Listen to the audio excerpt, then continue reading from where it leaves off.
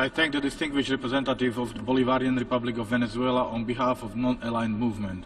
I now give the floor to the distinguished representative of Pakistan.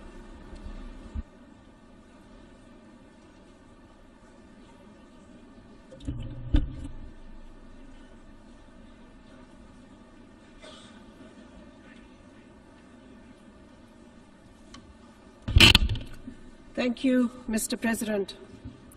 My delegation joins others in commending your decision to promptly reconvene the 10th emergency special session of the General Assembly on the question of Jerusalem. In the face of this new challenge, where unilateral actions by one country are set to undo decades of work of the international community and to defy international law, this Parliament of man, this Parliament of the world, is the right and appropriate forum to send a reassuring message to the suffering and the long-oppressed people of Palestine, who have been losing hope in the possibility of securing a viable, contiguous and independent state of Palestine, as well as losing hope in the effectiveness of the United Nations to address their plight. Mr. President, on behalf of the people and the government of Pakistan, I wish to reiterate that the US decision to recognize Jerusalem as a so-called capital of Israel and to relocate its embassy to the holy city constitutes a clear violation of international law and is contrary to the provisions of several United Nations Security Council and General Assembly resolutions.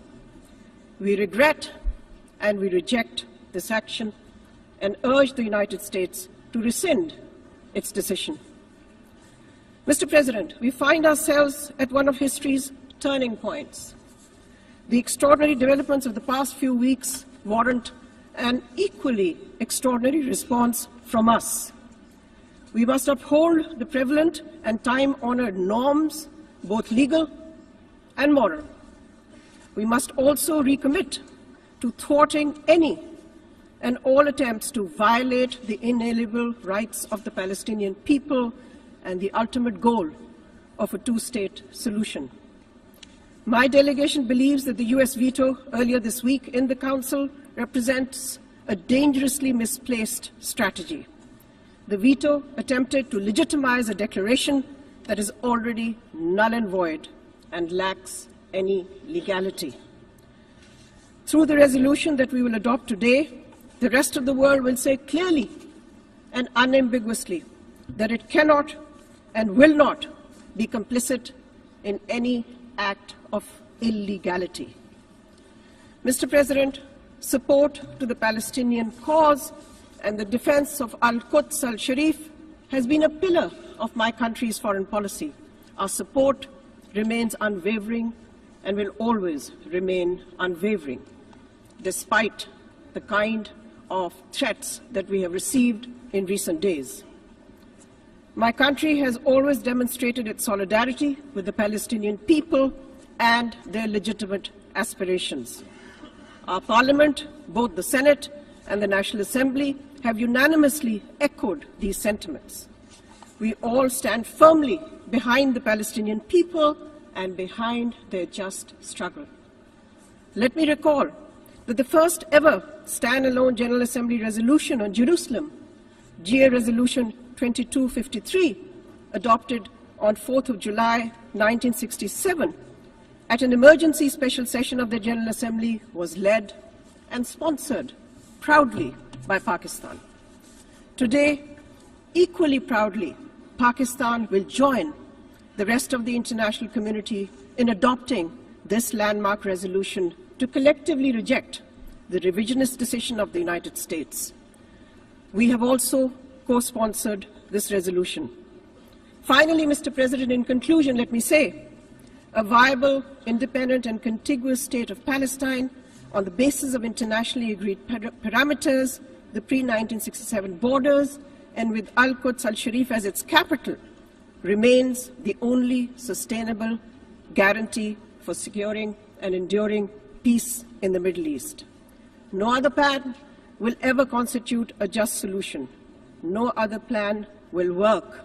no other plan will succeed, and no other plan will be acceptable by us. Thank you. I thank the distinguished representative of Pakistan. I now give the floor to the distinguished representative of Indonesia.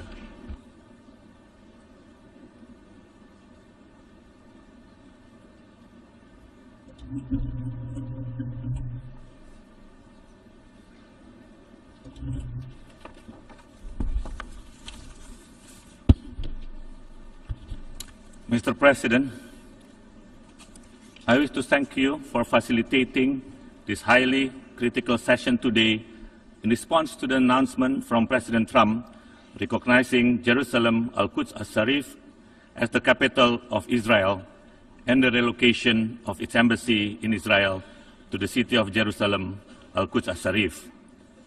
We also appreciate the League of Arab States and the Organization of Islamic Conference for rapidly responding to the failure of the Security Council earlier this week in adopting its resolution. We also thank the members of the non-aligned movement for their strong support. Mr. President, Indonesia, as expressed by our President in the OIC Summit in Istanbul, is of the opposition that the recognition made by the United States to recognize Jerusalem Al-Quds Al-Sharif as the capital of Israel is unacceptable, and not only hurting the feeling of many peoples in the world, but also hurting the feeling of justice. This unilateral decision brought nothing but keeping us away from the two-state solution and making the independence of Palestine seems far and impossible. In addition, this decision only aggravates the already vulnerable condition and ruins the effort to pursue peace that this august body is longing for far too long. Therefore, once again, we reiterate that the decision should be rejected. Furthermore, this unilateral recognition violates and undermines a number of Security Council resolutions, General Assembly resolutions, and supporting the illegal activities committed by Israel, which violates international humanitarian and international human rights law. Mr. President, all resolutions concerning the status of the Holy See of Jerusalem, Al-Quds Al-Sharif, and the rest of the Palestinian territory occupied by Israel since 1967 must be respected without exception. There has been international consensus recognizing Jerusalem's centrality and sensitivity to the peace process. Unfortunately, we have witnessed in the past few days statements disrespecting the Security Council resolution and many GA resolutions. Let me briefly recall history and quote paragraph 5.b of Security Council Resolution 478/1980, which states, calls upon those states that have established diplomatic mission at Jerusalem to withdraw such mission from the Holy City. This resolution of the Security Council of 1980 was adopted by 14 votes to none, with 1 abstention. It is still valid and continue to be valid until peace is sustained for the Palestinians. Indonesia will once again stress our position that it does not accept any statements and activities that disgrace this august body and its product that are a reflection of the world recognition toward the legitimate rights of the Palestinian people, let alone by 1 or 2 states.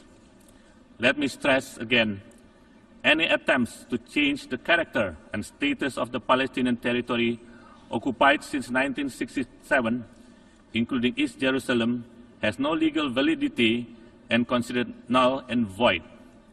It also constitutes flagrant violation of international law and major obstacle to the achievement of the two-state solution and a comprehensive peace. Jerusalem Al-Quds Al-Sharif is a final status issue that must be resolved through negotiation between the two parties. It is up to us here in this chamber as peace-loving nation, the ones that must uphold the rule of law, justice, and the dignity of this multilateralism. We need to demonstrate our good faith and trust to the system for the maintenance of peace and security. I call once again on all peace-loving nations to support the resolution that has been forwarded by Yemen and Turkey on behalf of the many co-sponsors, including Indonesia. The Indonesian people puts high expectation to the United Nations and its member states, whose resolution has been blatantly violated, to make the right decision and make a strong stance against any unilateral recognition in contrary to international law. Indonesia also urged the member of the United Nations not to follow the unilateral recognition of the United States to relocate its embassy to Jerusalem. Indonesia is convinced that we can still rely on the United Nations to fulfill the world expectation. Finally, Mr. President, let me once again assure my Palestinian brothers and sisters that Indonesia's support for the legitimate aspiration and rights of the people of Palestine to live in freedom, peace, justice, and dignity in their own homeland has been steadfast and will continue undiminished.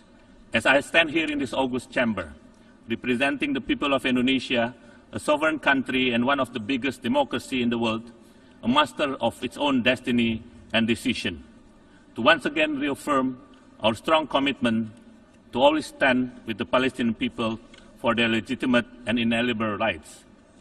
Our support will never cease. It will never weaken.